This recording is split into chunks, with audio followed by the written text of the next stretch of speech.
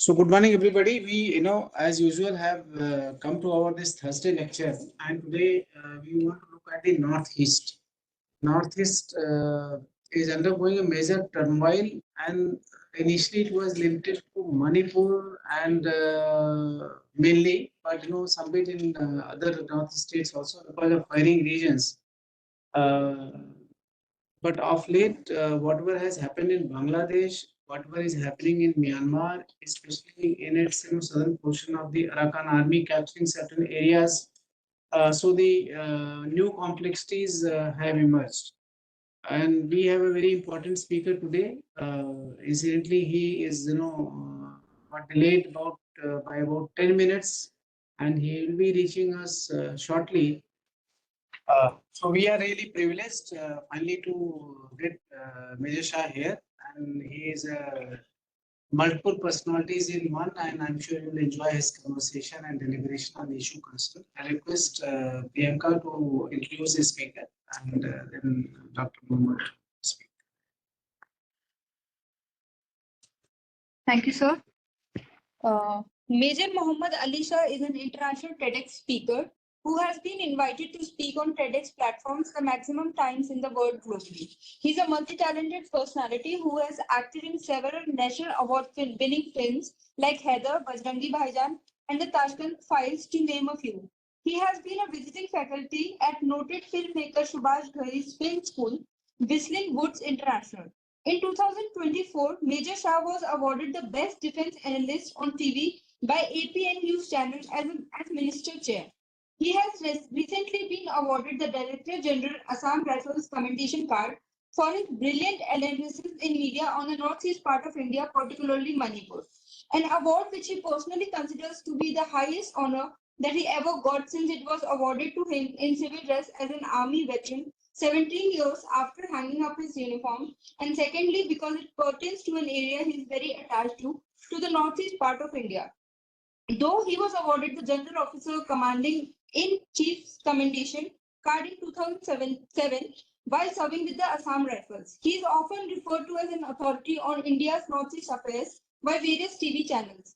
Today, he will be speaking on the Northeast role in India's Act East policy. Thank you. Over to you. Thank you very much, Priyanka.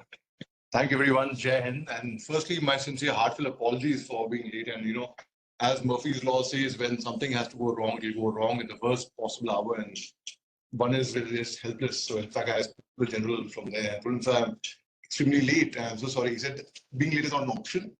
We can do it online. I said, sir, actually, I'm right now midway.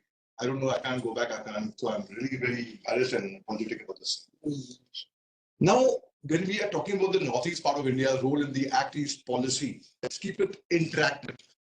So what do we understand? We understand the fact that in 1991, when P.V. Narasimha Rao's government was in power, at that time, coincidentally, the disintegration of USSR also happened. And the aftermath of it, if you connect the dots, the whole world was somewhere affected by it. And so was the Americans, because there was as we all know, there was a Cold War from 1979 to 1989, 10 years, where Pakistan had supported America and we had come forward and we had supported the US.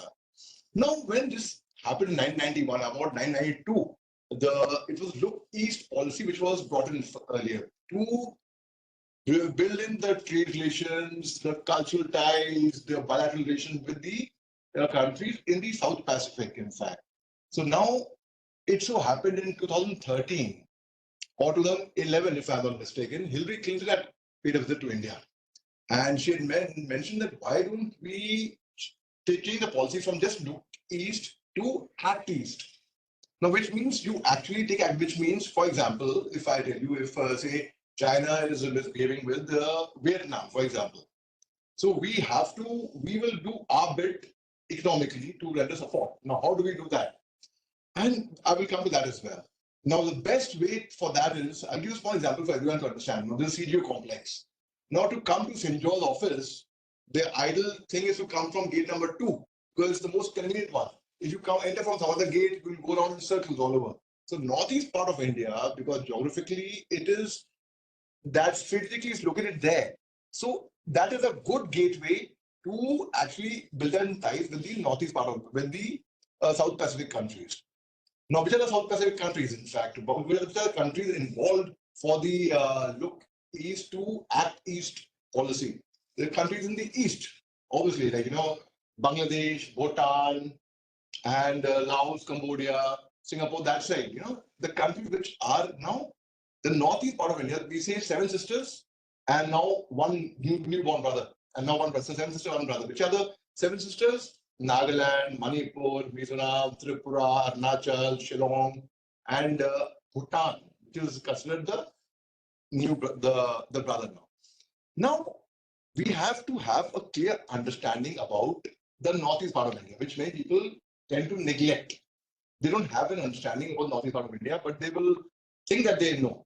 I don't know about northeast. Whereas television channels, they consult me, and I still tell them that I'm still learning about it. It's something which is very complex. Now, to have a thorough understanding about it, we have to understand that there was an insurgency in Mizoram. Then it was brought under control. There was insurgency in Nagaland with the NSC and IM and NSC and K. There was ceasefire there. There is insurgency in Manipur, still there, with the underground groups. There are different underground groups like UNLF, United Nations Liberation Front, this PLA, People Liberation Army, not the PLA of China, but the PLA of Manipur. There's KYKL, Kanglai Yavan Kanal, there's Pre-Park, there's Pulse, People United Liberation Front, there are different underground factions. Now, in Tripura, again, it was curved almost, we can say that. Now, when it comes to Assam, there was Alpha operating in Assam, especially they were very active in Kokrajhar and such areas. They're also being eradicated to a large extent. Now, what are the challenges? Why is it that, like right now, we all know that Manipur is under fire since 3rd May 2023. It's been burning. There's been a clash between the Maithil and Kuki. That's a different story altogether. But when we talk about this trouble in Manipur will affect our Act East policy. Because if there's trouble there, obviously it will affect. I'll tell you a small story to make it very interesting for you all. It was 28 September, the year was 2005, and I was doing ADC to the GOC of the spare corps, or the 3 Corps. And we had just landed by helicopter to a place called Jiribam. And I, being the adventurous sorts, we thought, I took special permission. Well, I know people over there, I knew locals over there. So we got permission to go there, to go outside and visit. But then we got lost. When we got lost, we went to someone's house. And we went to someone's house for asking for water. So he gave us water, but he didn't allow us to leave without having tea.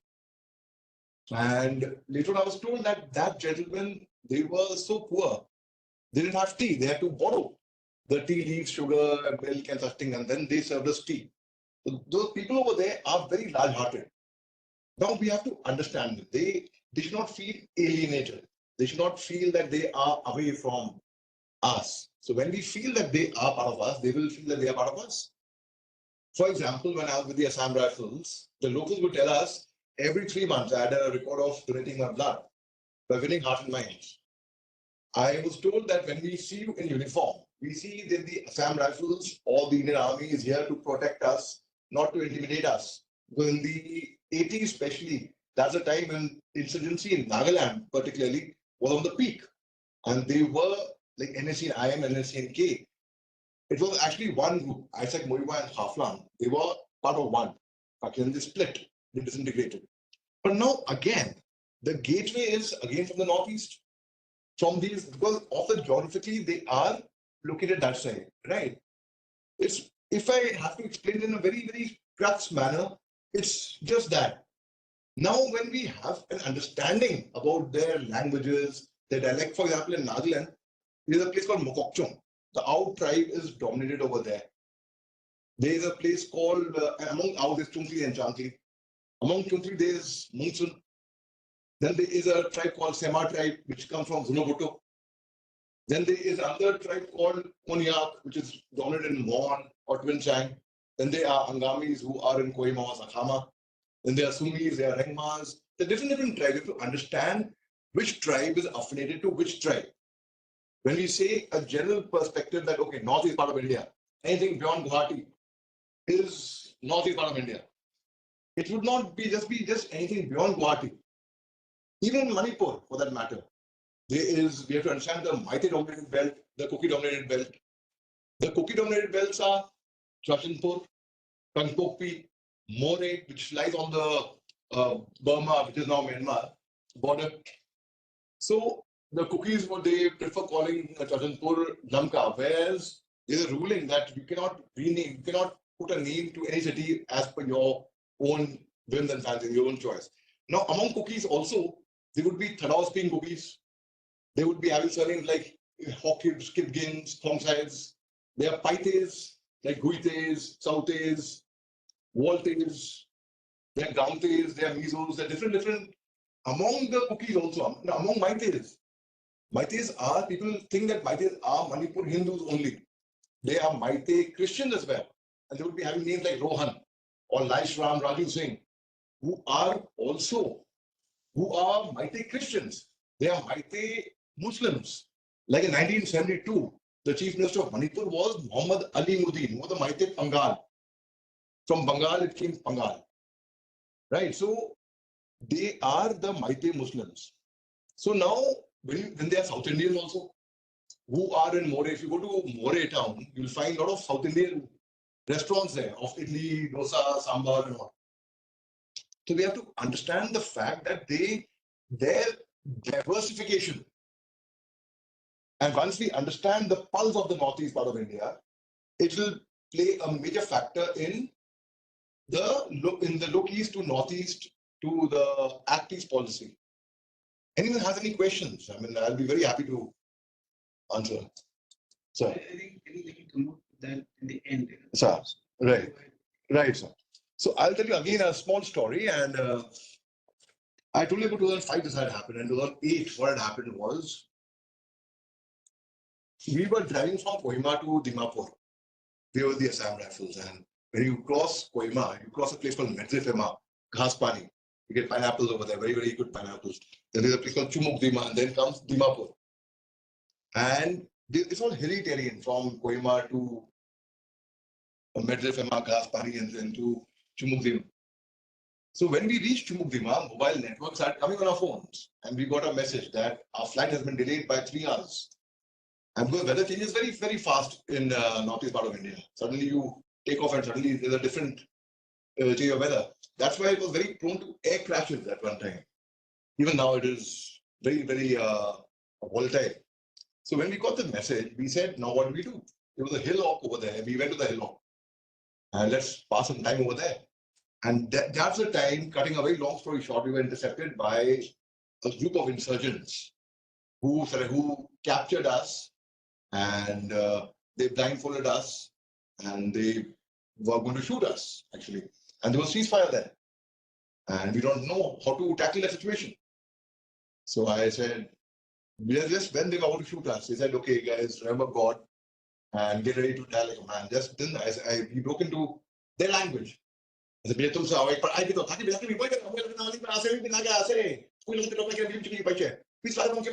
started speaking to him in his language. So they got a bit softened. And cutting a very long story short, I spoke to him in Munson. And then that's how we managed to escape from there without a scratch. Now that is, again, when we get the pulse of those people over there, we know how to, because that is a part which is very, very, which is affiliated to geographically. Like say, I'll give you a small example to correlate it with it, a parallel I'll draw with it. You all must be knowing of Quad, right? Australia, Japan, America, and India. India is a strategic partner in Quad because of our affinity of our geographical strategic location to China. So he has authored many books on China. So when we are neighbor with China, we play a very important part in China. China had also made friends with Solomon Islands. Solomon Islands are a fragment of 800 to 900 islands. And they are different, they are fragmented all over. Because they are so fragmented, it's difficult to control them. So China had made friends with Solomon Islands, which had a pact with Australia. So Australia will give them police protection, will look after their pirate problems, not a problem, crime problem. But when China did that, so what happened is, because that will make China's location, they will be able to send their military towards Solomon Islands, east. And the globe is round. So strategically west, which will be They'll come more closer towards America. And the same issue was with Russia-Ukraine. If Ukraine would have joined NATO, the American troops would have come to Russia, to Ukraine, close to the Russian borders, right? The border would have been exposed. Similarly, if China would have come to Solomon Islands, then it would have been, that means their military is coming towards America, right? So, could you just relate, while it is okay that, a lot of connects need to be developed with the Northeast states, and, I'm sure a lot of effort is being done, even if it is falling short. Can you just correlate something with this? How do we translate, on ground the Act East policy through the Northeast to the neighboring states of Myanmar and other areas despite the disturbance? sure. So something like the Act East units, ground operationalization, what could be done, what is being done. Something like Right, right. See, Myanmar, which was previously Burma, plays an important part because they have their tribal affinity, the cultures towards many of them are very, very similar to our people in the northeast part of India. And there's military coup. So the military in Myanmar, people who are protesting against the military coup, it's said, I don't know if it's true, that they have hired insurgents to actually sort out the people who are protesting in Myanmar. And there are a lot of videos from Myanmar which are floating around in India with the fake news saying that this is happening in Manipur. Now, how do we tackle that? Our foreign policy is very good. We have made very good ties. See, look at India's foreign policy. We have very good ties with Russia, historical ties. We have very good ties with Ukraine. We have very good ties with Israel. We have very good ties with Iran and Lebanon as well. But now we often neglect people. I have had the honor of interviewing two Indian ambassadors, former Indian ambassadors to Myanmar, Ambassador Preet Mohan Singh and Ambassador Gautam Mukhopadhyay. So both of them have one common thing to say that, we talk about India's foreign policy is very good. It is very good. But when it comes to the Northeast region, or say Act East policy, somewhere the neglect happens. So how do we strengthen that? It is just very simple by making people aware of the Northeast again. People have limited knowledge about the Northeast part of India. And when we pay emphasis there, and politically, diplomatically, strategically, everywhere, we will have results showing on ground.